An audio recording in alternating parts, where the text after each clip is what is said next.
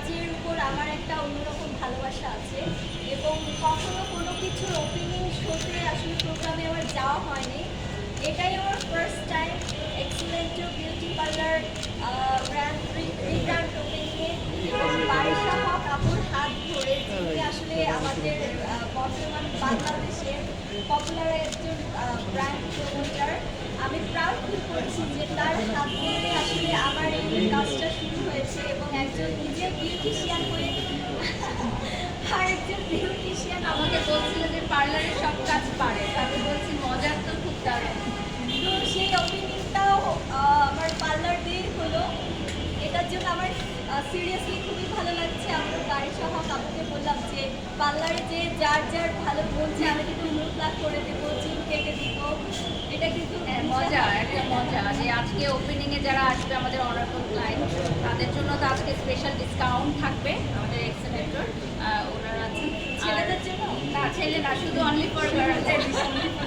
আচ্ছা, আজকে একটু বারিশা হক আপুর কাছে জানতে চাই যে গ্ল্যামার আমাদের রাজদীপা, মানে তাকে নিয়ে আসলে ওপেনিং আমরা তো দেখেছি যে আপনি সবসময় অনেক বড় বড় স্টারদের নিয়ে ওপেনিংয়ে আসেন এবং আজকে রাজদীপাকে নিয়ে আমার কাছে মনে হয় যে দেখেন, আমরা সবাই হচ্ছে আর্টিস্ট, কে ছোট কে বড় এটা আমি কখনোই উল্লেখ করি না। আমরা প্রত্যেকেই হচ্ছে আর্টিস্ট, আমরা একটা ফ্যামিলি একে অপরকে আমরা support করব। আমার মনে হয় যে আমাদের ইন্ডাস্ট্রিতে নায়িকা খুব, আমরা শেষ করতে পারবো না এত নায়ক নায়িকা। আর আমাদের এখানে যদি আমরা লিস্ট ধরতে বসি, কয়জন নায়ক নায়িকাকে মানুষ আসলে সত্যিকার অর্থে চিনে বা অ্যাক্টিভ কারা কাজ করছে, অতীত কাজ করতে চায়, অতীত গুণ আছে, যোগ্যতা আছে, তাহলে কেন একজন মানুষ ঘরে বসে থাকবে?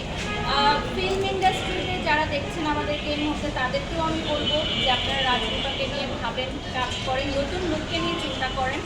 আর মানুষ সত্যিকার অর্থে যারা ব্যবসায়ীরা আছেন তারাও এখন পুরাতন মুখ আর দেখতে চায় না সত্যিকার অর্থে। আরেকটা ব্যাপার আপনি উল্লেখ করছিলেন যে রাজদীপার প্রতিভা আছে কিন্তু তাকে আসলে ফুটিয়ে তোলার মতো সেই মানুষটা আসলে হয়নি বা কেউ সেই সুযোগটা দেয়নি, মানে এই ব্যাপারটা এই বলছিলেন। জন্যই তো বারিশা হক আপু আমার টাইম নিয়ে নিয়েছে। আজকে ও নতুনভাবে নতুন লুকে এসেছে, আপনারা দেখতে পাচ্ছেন। তো রাজদীপা এখন থেকে রেগুলার কাজ করবে এবং রিসেন্ট আপনারা যে স্ট্যাটাসগুলো দেখেছেন ওর ফেসবুক পেজে, ওইরকম আর স্ট্যাটাস দিবে না। ও এখন কাজ করবে, সুন্দর সুন্দর কাজ করবে, কাজের মধ্যে থাকবে, যেটা আসলে একজন শিল্পী চায়, কাজের মধ্যে দিয়ে থাকতে।